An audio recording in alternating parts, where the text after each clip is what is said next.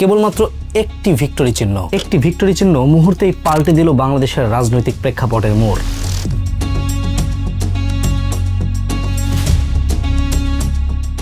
শুধু মানুষটির নয়, গোটা রাজনৈতিক দলটির নিয়তিও লেখা হয়ে গেল এই একই সাথে।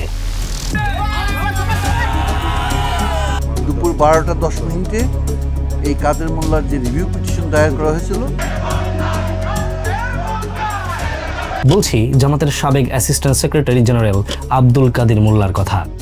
5ই ফেব্রুয়ারি ঢাকার আন্তর্জাতিক যুদ্ধাপরাধ আদালত থেকে বের হয়ে আসার মুহূর্তটি জামায়াত নেতা আব্দুল কাদের মোল্লার জীবনে যেমন ঠিক তেমন বাংলাদেশের রাজনৈতিক ইতিহাসেও এমনই এক গুরুত্বপূর্ণ মুহূর্ত যা নিমিষেই উল্টে পাল্টে দিয়েছিল সমস্ত সমীকরণ। এই ছবি রাত 12টার কিছুক্ষণ পরের। ৭১-এর কসাই কাদের মোল্লাকে ফাঁসিতে ঝুলিয়ে স্লোগান দিচ্ছেন স্বাধীনতার সপক্ষের লোকজন। এমন খড়কুটো থেকে দাবানল লাগার ব্যাপারটা রাজনীতিতে নতুন কিছু না, এবং এর সাক্ষী খোদ 2024। তার মানে কি মুক্তিযোদ্ধার সন্তান নাতিপুতিরা কেউ মেধাবী না, যত রাজাকারের বাচ্চারা নাতিপুতি হলো মেধাবী, তাই না? ফ্যাসিস্ট সরকারের রাজাকারের বাচ্চা মন্তব্য থেকে রাতারাতি গদি হাতছাড়া হওয়ার ঘটনা ঘটেছে একদম ঠিক আমাদের চোখের সামনেই। মানুষ দেখল রাজনীতিতে ছোট কোনো কথা কিংবা ভঙ্গিমাও বিস্ফোরিত করতে পারে মানুষের ভেতরে দীর্ঘকাল ধরে জমে থাকা আগ্নেয়গিরিকে। ঠিক এই আগ্নেয়গিরির আগুনেই মুক্তিযুদ্ধের যুদ্ধাপরাধীদের পুড়িয়ে দিতে 2013 সালে সৃষ্টি হয়েছিল শাহবাগের আন্দোলন এবং তার বিখ্যাত গণজাগরণ মঞ্চ। শাহবাগ নিয়ে যখন তর্ক বিতর্কে সরগম করছে প্রত্যেকটা সোশ্যাল মিডিয়া, খবরের কাগজের পাতা, তখন মনে প্রশ্ন আসতেই পারে যে কি এমন হয়েছিল শাহবাগে, বা এত কেন ডিবেট, এবং শাহবাগী ট্যাগটা লাগছে আসলে কাদের গায়ে। 2013 থেকে 2025 দীর্ঘ 12 বছরে শাহবাগ নিয়ে মানুষের দৃষ্টিকোণ পাল্টেছে কতটা, কারা এর পক্ষে আর কারাই বা এর প্রতিরোধে দাঁড়িয়েছে। আর এই সব কিছু মিলিয়েই আমাদের আজকের ভিডিও।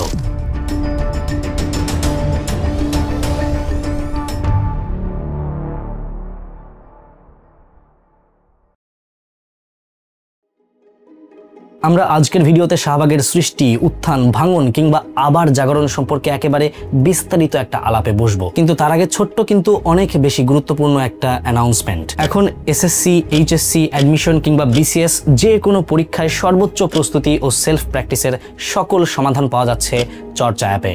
আপনাদের জানানোর আগে আমি নিজেও চর্চায় অ্যাকাউন্ট খুলেছি, ঘাটাঘাটি করে দেখেছি, এবং সবচেয়ে মজার বিষয় যেটা দেখলাম সেটা হচ্ছে এখন শুধু বিসিএস না, এসএসসি, এইচএসসি, অ্যাডমিশনের সকল স্টুডেন্টদের জন্য 10 লক্ষেরও বেশি প্রশ্নের ডাটাবেজ ক্রিয়েট করা আছে, যেখান থেকে একটা স্টুডেন্ট যতবার খুশি ততবার অধ্যায় ও টপিক ভিত্তিক পরীক্ষা দিয়ে নিজেকে যাচাই করতে পারবে। আমার মনে হয় আমরা অনেকেই হয়তো পর্যাপ্ত প্র্যাকটিসের অভাবে পরীক্ষায় ভালো করতে পারি না, এবং তাদের জন্য এইটা একটা সেরা সলিউশন হবে। আর শুধু তাই না, ওদের ডিজিটাল প্রশ্ন ব্যাংক সেকশনটা আমার কাছে লেগেছে সেরা। বিগত সকল বছরের বোর্ড প্রশ্ন, অ্যাডমিশন প্রশ্ন কিংবা বিসিএস এর প্রশ্নের সম্পূর্ণ ডিজিটাল ভার্সন অ্যাপের মধ্যেই পাওয়া যায়। আবার একজন স্টুডেন্ট পরীক্ষা দিয়ে সারা দেশের মধ্যে লিডার বোর্ড নিজেও দেখতে পারবেন যে আসলে তার অবস্থানটা কেমন। চর্চা অ্যাপের এই একাধিক ফিচার ও পরীক্ষার সেরা প্রস্তুতির জন্য যা যা প্রয়োজন তার সব ধরনের সুবিধাই কিন্তু পাওয়া যাচ্ছে শুধুমাত্র একটা সাবস্ক্রিপশনে। সাথে তামজিদ 25 কুপন কোড ইউজ করলেই পাবেন 25% ডিসকাউন্ট। অ্যাপটি ফ্রিতে ডাউনলোড করে ইনস্টল করুন, নিজেই দেখুন, যাচাই বাছাই করুন, এরপরে আপনি এই সাবস্ক্রিপশন নিলে নিতেই পারেন। বাকি কথা কমেন্ট বক্সে, আমরা খুব দ্রুত আবার আমাদের ভিডিওতে ফিরে যাব। শুরুতেই শাহবাগ সৃষ্টির ঘটনাটাকে একেবারে সাধারণ দৃষ্টিকোণ থেকে দেখা যাক। আশা রাখি 13 সালের মতো হুজুগে আবার আমাকেই ট্যাগ লাগিয়ে দিবেন না। আগে শুনুন, তারপর আপনি নিজেই বুঝতে পারবেন। 2013 সালের 5ই ফেব্রুয়ারি চলছিল আন্তর্জাতিক যুদ্ধাপরাধ ট্রাইব্যুনালে যুদ্ধাপরাধের বিচার। যারা 71-এর স্বাধীনতার লড়াইয়ে নিজের দেশের বিরুদ্ধে গিয়ে হাত মিলিয়েছিল পাকিস্তানিদের সাথে, তাদের বিচার দেশের মাটিতেই হচ্ছিল 42টা বছর পর। বিচারে আদালতে রায় দিল যাবজ্জীবন কারাদণ্ডের। মানুষ যখন দেখার আশা করছিল যে আদালতের রায় শুনে যুদ্ধাপরাধীদের চেহারার মুখের মলিন অবস্থা হবে, আদালত থেকে বেরিয়ে সাংবাদিকদের ক্যামেরার দিকে তাকিয়ে জনাব কাদের মোল্লা আঙুল উঁচিয়ে দেখালো বিজয়সূচক ভি চিহ্ন, চেহারায় নেই কোনো ধরনের উদ্বেগ।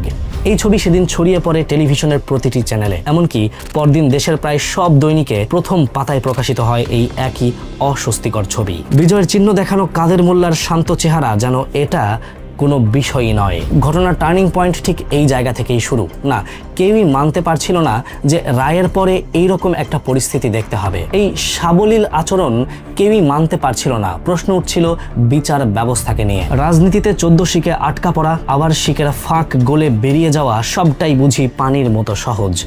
সববার এমন হলেও এইবার যে এটা হতে দেওয়া যাবে না, কারণ এইবার অভিযোগ দেশদ্রোহিতার, দেশের মানুষের সাথে বিশ্বাসঘাতকতার। সেদিনই রাজধানী শাহবাগে জড়ো হয় একদল তরুণ তরুণী। প্রশ্ন তোলে রাষ্ট্রের কাছে, চিহ্নিত যুদ্ধাপরাধীর বিচারে চূড়ান্ত শাস্তি কেন হবে না, কেন হলো না ফাঁসির রায়? রাত পেরিয়ে সকাল হতেই অবিশ্বাস্য ঘটনার সাক্ষী হলো পুরো দেশ। একে একে বিভিন্ন পেশা শ্রেণীর লাখ লাখ মানুষ যুক্ত হতে থাকে তাদের সাথে। মুহূর্তেই উত্তাল হয়ে ওঠে পুরো দেশ, এমনকি বিদেশে ওঠে একই ঝড়। মূলত আব্দুল কাদের মোল্লার সেই ভি চিহ্ন দেখানো ছবি যেন তাদের ক্রোধকে উস্কে দিয়েছিল দ্বিগুণ। এরই সাথে গড়ে ওঠে শাহবাগের বিখ্যাত গণজাগরণ মঞ্চ। কিন্তু প্রশ্ন হলো কারা? সবার মনে একই প্রশ্ন, সেদিন কারা জড়ো হয়েছিল শাহবাগের সেই মঞ্চে? স্বাধীনতা বিরোধী অপশক্তিকে রুখতে কারা সেদিন ঢাল বনে গিয়েছিল? সে তরুণরা ছিল প্রগতিশীল চিন্তাধারার, কেউ ব্লগার, কেউ অনলাইন অ্যাক্টিভিস্ট, কেউ বা বামপন্থী দলের মানুষ, যাদের সাথে পরবর্তীতে যুক্ত হয়েছিল লাখো সাধারণ জনতা। যেহেতু আন্দোলনের কেন্দ্রবিন্দু শাহবাগ, তাই সবার নামের সাথে জুড়ে গেল শাহবাগী ট্যাগ।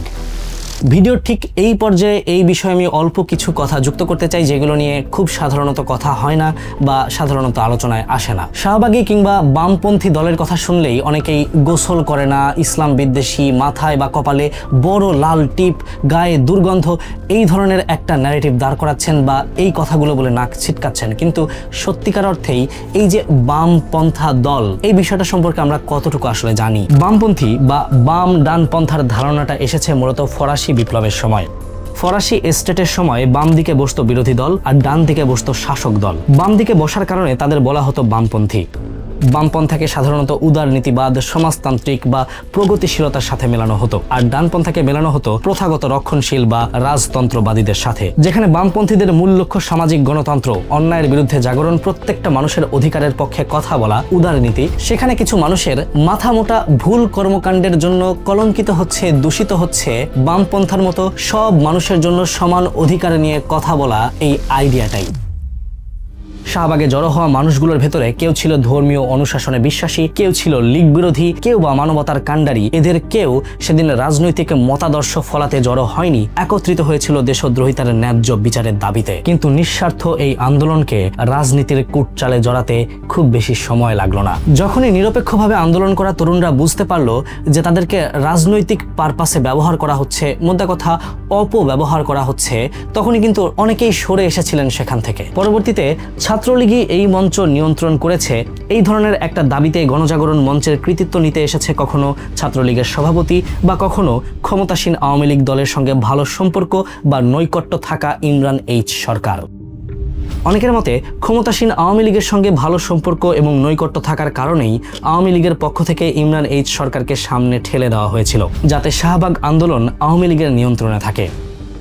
শুধু কি নেতা, এই আন্দোলনের সাথে জড়িত থাকার অভিযোগ আছে আইন শৃঙ্খলা বাহিনী বা গোয়েন্দা বাহিনীরও। শুরুটা প্রগতিশীল দেশপ্রেমের চেতনা আঁকড়ে ধরা তরুণদের দিয়ে শুরু হলেও কিছুদিনের মধ্যেই নিজের স্বকীয়তা হারায় শাহবাগের আন্দোলন। এটা তো হবারই ছিল, কারণ পুরো বিষয়টার গোড়াতেই ছিল গন্ডগোল। তখন ঠিক বোঝা না গেলেও আজ 12 বছর পর এসে 2025 সালে দাঁড়িয়ে আগের চিত্রের দিকে তাকালে চোখে পড়ে ফ্যাসিস্ট সরকারের সূক্ষ্ম জাল বেছানো একটা কঠিন নীল নকশা ছিল শাহবাগ 2013।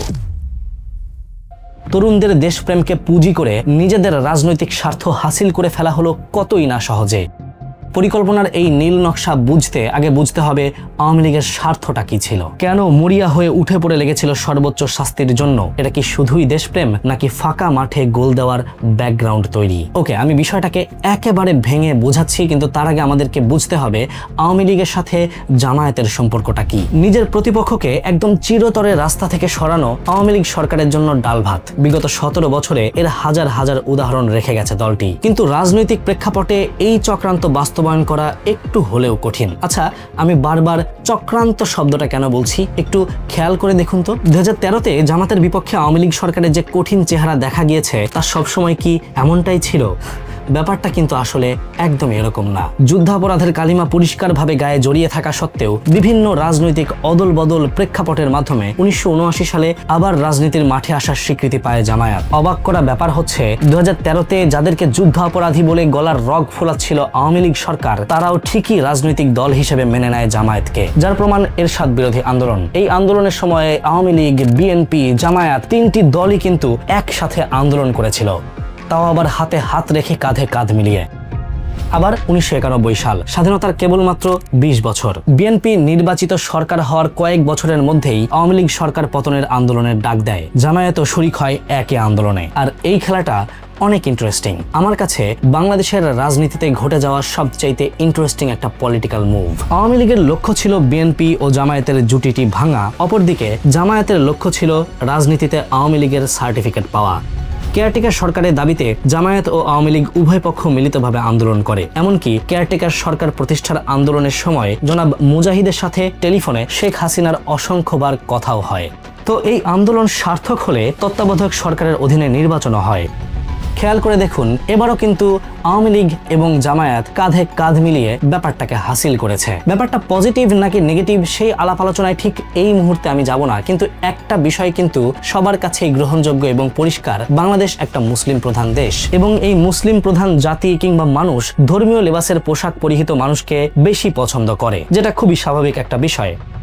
আওয়ামী লীগ তখন ধর্মীয়ভাবে মানুষকে পাশে পাওয়ার জন্য জামায়াতকে পাশে রেখে প্রচারণা চালায়। ঠিকই উদ্দেশ্য সফলও হয়। সে নির্বাচনে আওয়ামী লীগ বিশাল সংখ্যক ভোট পেয়ে বিজয়ীও হয়েছিল। একইভাবে বিএনপির সাথেও জামায়াতের বেশ সখ্যতার সম্পর্ক ছিল বেশ বড় একটা সময় ধরে। তবে প্রশ্ন উঠে আসে, এই সবই কি স্বার্থের খাতিরে নয়? ততদিনে জামায়াতের নাম হয়ে গেল রাজনীতির গেম চেঞ্জার দল। যাদের সাথে এই দলটি থাকে তাদেরই বিজয়ের সম্ভাবনা বেড়ে যায়। ইতিহাসের বাস্তবতা এটাই। মুক্তিযুদ্ধের চেতনার গান সারা দিন গাইলেও যখন রাজনৈতিক স্বার্থ হাসিলের সময় হয় তখন সব দলই জামায়াতকে ব্যবহার করে রাজনীতির মঞ্চে উপরে থাকার চেষ্টা করেছিল। অথচ জামায়াত যে যুদ্ধে দেশের স্বাধীনতার বিরুদ্ধে ছিল তখন তা নিয়ে কারো মাথা ব্যথা ছিল না। তাহলে গলায় গলায় যাদের সাথে এত ভাব, হুট করে কেন তাদের প্রতি আওয়ামী লীগ সরকারের এত ঘৃণা ফুঁসে উঠল? পরিকল্পনার নীল নকশায় আবার ফিরে আসি 2013-তে। সময়টা খেয়াল করুন, 2014-তে কিন্তু নির্বাচন ছিল। তার মানে সময়টা নির্বাচনের ঠিক আগ মুহূর্তে। স্বৈরাচারতন্ত্র কায়েম করতে প্রয়োজন ছিল প্রতিপক্ষকে একেবারে শিকড় সহ উপড়ে ফেলা। বিরোধী দল বিএনপির বিশাল একটা শক্তির উৎস যখন জামায়াত, তখন তাদের দুর্বলতা সবার জানা। ব্যাস, ঝোপ বুঝে কোপ দিতে দেরি করেনি ফ্যাসিস্ট সরকার। জামাতের নেতার এক মুহূর্তের অভিব্যক্তি, জনগণের উপচে পড়া ক্রোধ আর আসন্ন নির্বাচনে জেতার আগাম নীল নকশা সব একসাথে দুয়ে দুয়ে চারে মিলে গেল 2013-র শাহবাগ গণজাগরণ মঞ্চে। মানুষের আবেগকে পুঁজি করে শুরু হলো মিডিয়া ম্যানিপুলেশন। মিডিয়ার কভারেজগুলো প্রতিনিয়ত আগুনে ঘি ঢালছিল। ঠিকই জামায়াতের পুরো দল নিমিষেই ধরাশায়ী হয়ে গেল জনতার ক্রোধের কাছে। সাথে শাহবাগে ক্রমেই বাড়তে থাকলো ছাত্রলীগের আধিপত্য। শাহবাগে যারা ছুটে এসেছিল দেশপ্রেমে বিবেকের তাড়নায়, তারা ব্যাপারটাকে বুঝতে পেরে পিছু হটতে শুরু করলো। শেষমেশ যে সরকারের নিয়ন্ত্রণে চলে গেল পুরো শাহবাগ, সেটা নিয়ে কি এখনো দ্বিমত রাখা যায়? কিন্তু শুধু শাহবাগ না, এখানে একই সাথে আরেকটা টুইস্ট আছে। শাহবাগ নিয়ে বিতর্ক যেখানে থাকবে সেখানে শাপলা চত্বরের বিভীষিকার কথা আসবেই। কিন্তু কোন যোগসূত্রে গাথা এই দুইটি ইস্যু? শাহবাগের গণজাগরণ মঞ্চে অনলাইন অ্যাক্টিভিস্ট এবং বিভিন্ন ছাত্র সংগঠনের নেতারা বেশি সম্পৃক্ত ছিল। এদের মধ্যে বামপন্থী বিভিন্ন ছাত্র সংগঠনের নেতা কর্মীদের পদচারণা ছিল অনেক। কিন্তু বামপন্থীদের তকমা নিয়ে কিছু শেয়াল রূপী মানুষ সেদিনও মিশেছিল ভিড়ে। সত্যিকারের বামপন্থায় যেখানে উদার নীতি শেখায়, সেখানে কিছু ব্লগার ইসলাম এবং মুহাম্মদ সাল্লাল্লাহু আলাইহি ওয়াসাল্লামকে কটূক্তি করে অসহিষ্ণুতার পরিচয় দিল কয়েকদিন পরেই। উদ্দেশ্য ইসলামোফোবিয়ার প্রচার। এরপর যা হবার তাই হলো। ধর্মের উপর আঘাত মেনে নিতে পারল না ধর্মপ্রাণ মানুষ। 5ই মে ঢাকার বিভিন্ন প্রান্ত দিয়ে ঢোকা সারা দেশের মানুষ একত্রিত হলো ঢাকার বাণিজ্যিক কেন্দ্র শাপলা চত্বরে। মূলত 13 দফা দাবি তুলে হেফাজতে ইসলাম ওই কর্মসূচি দিয়েছিল। সেই রাতে রাজধানীর অন্যতম বাণিজ্যিক এলাকা মতিঝিলের শাপলা চত্বর ঘিরে তৈরি হয়েছিল এক ভীতিকর পরিবেশ। পুলিশ, র্যাব, সীমান্তরক্ষী বাহিনী, বিজিবির অভিযানে শুরু হয় অপারেশন ফ্ল্যাশ আউট। শত শত ফাঁকা গুলি, সাউন্ড গ্রেনেডের শব্দ, অন্ধকার এলাকায় এসবের আলোর ঝলকানি মুহূর্তেই বিভীষিকাময় পরিবেশের সৃষ্টি করেছিল। 2013 সালের 5ই মের সহিংসতা এবং পরদিন 6ই মে 2 দিনে সারা দেশে সহিংসতায় 28 জনের নিহত হওয়ার কথা বলেছিল স্বরাষ্ট্র মন্ত্রণালয়। যদিও সংখ্যাটা একেবারে বিশ্বাসযোগ্য নয়, কারণ ভিডিও ফুটেজ, ছবি এবং অন্যান্য আলামত দেখে যে কেউ প্রশ্ন তুলতেই পারে, সংখ্যাটা কি আসলেই 28 নাকি এর চাইতেও আরো অনেক গুণ বেশি? শাহবাগের একাংশ যারা কিনা মানবতাবাদী, উদারপন্থায় বিশ্বাসী, ব্যানার ফেস্টুন নিয়ে তারা এই রাতে অন্ধকারে ঘটানো নির্যাতনের বিরুদ্ধে রাস্তায় নামলো, প্রতিবাদও করলো। কিন্তু আরেকটি বড় অংশ ক্রমাগত উস্কে দিচ্ছিল ইসলামোফোবিয়া, ধর্মভিত্তিক রাজনীতির প্রতি ঘৃণা। সরকারের নির্যাতনকে দিচ্ছিল বৈধতা। এমনকি হেফাজতের নেতাকর্মীদের উপর এই যে একটা হামলা, আক্রমণ আইন শৃঙ্খলা রক্ষাকারী বাহিনী সেদিন করেছিল, সেই পরিকল্পনার সাথে গণজাগরণ মঞ্চের নেতা ইমরান এইচ সরকারের সম্পৃক্ততার কথা উল্লেখ রয়েছে তৎকালীন আইজিপি শহীদুল হকের লেখা একটি বইতে। তাহলে কি বলা যায় না যে মতিঝিলের শাপলা চত্বরে সেই নির্যাতনের সাথে সম্পৃক্ত ছিল শাহবাগের গণজাগরণ মঞ্চ? শাহবাগে সৃষ্ট মবক্রেসিতে দেশের আইন রাতারাতি পাল্টে ফেলে শাস্তির বিধান পাল্টানো আর শাপলা চত্বরের আরেক মবক্রেসিতে নির্বিচারে মেরে দমিয়ে ফেলা শুধু শাহবাগ থেকে শাপলা নয়, গোটা দেশের সামনে শাহবাগের সত্যিকারের চেহারা তুলে ধরল।